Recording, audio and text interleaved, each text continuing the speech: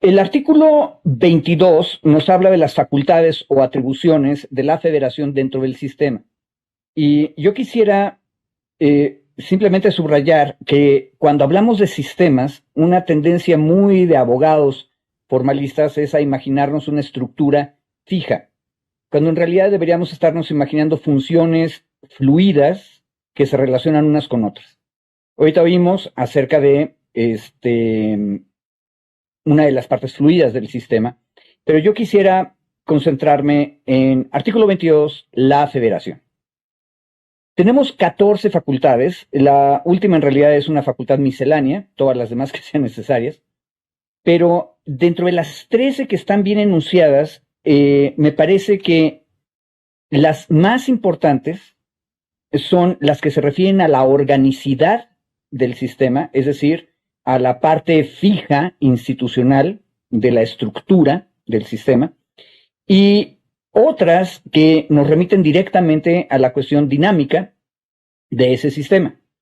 Empiezo por las últimas, las dinámicas, que yo llamo facultades que tienen que ver con la democracia participativa.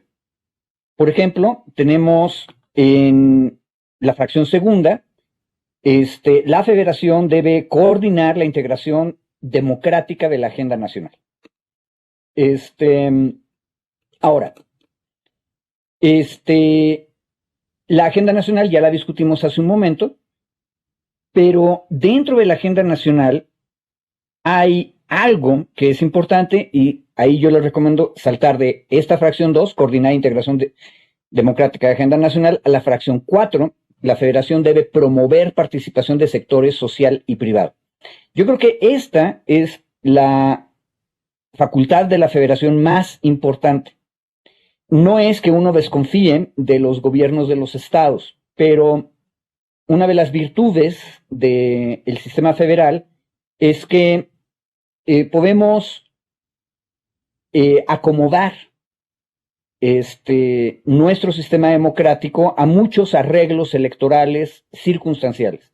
Entonces podemos tener de pronto temporadas más bien largas en el Estado Libre y Soberano de Guanajuato con una predominancia de conservadores. Pero también podemos llegar a tener, como en la entidad llamada Capital Federal o la Ciudad de México, donde tenemos una predominancia en el otro extremo ideológico.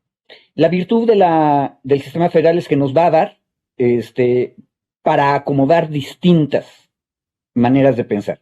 Pero aquí, para el Sistema Nacional de Humanidades, Ciencias, Tecnologías e Innovación, nos está diciendo la federación tiene la facultad, fracción cuarta, de fomentar la participación de los sectores social y privado. Y aquí yo creo que la cuarta es la que está en clave con lo que ya se ha venido discutiendo aquí, Francisco López Bárcenas o Milay Burgos, cuando nos decía que debemos tener mucho cuidado de qué significa, qué contenido le debemos dar a esta cuestión del interés nacional. Y ese interés nacional obviamente tiene que ver con qué cosa es eso del sector social. La ley, de manera constante, en otros artículos nos va a decir, el sector social son los pueblos y comunidades indígenas, afromexicanos, campesinos y equiparables. Pero, y eso es una de las cosas que me gusta de cómo quedó esta ley, hay una relación constitucional. Y eso es lo que más me interesaba a mí recalcar el día de hoy. El referente constitucional de esta facultad, y por lo tanto también de la fracción segunda, que es integrar de manera democrática la agenda nacional, es dos artículos constitucionales, el 25 y el 28. Empiezo por el 28. El párrafo octavo del artículo 28. Acuérdense que el artículo 28 tiene que ver con la prohibición de los monopolios y qué cosa es un monopolio y qué cosa no debe ser considerado monopolio. Este párrafo octavo dice que la ley establecerá mecanismos que faciliten organización y expansión de la actividad económica del sector social. Y ahí es donde nos dice quiénes son el sector social. Ejidos, organizaciones de trabajadores, cooperativas, comunidades, empresas que pertenezcan mayoritariamente o exclusivamente a trabajadores y en general cualquier forma de organización social de la producción. Y eso obviamente tiene una conexión con el artículo 27, que es la forma de propiedad, que es la propiedad social.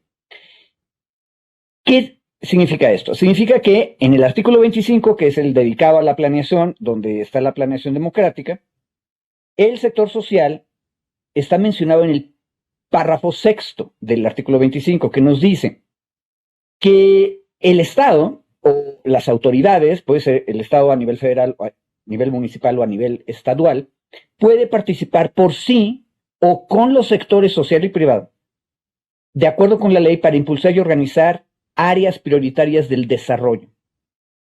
Y eso es una cosa bien importante. No estamos incorporando de manera generosa o caritativa a el sector social. Estamos incorporándolo como una forma de propiedad y como una forma de organización de la producción que tiene que ser considerado en su completa dimensión económica y social. Es un sector.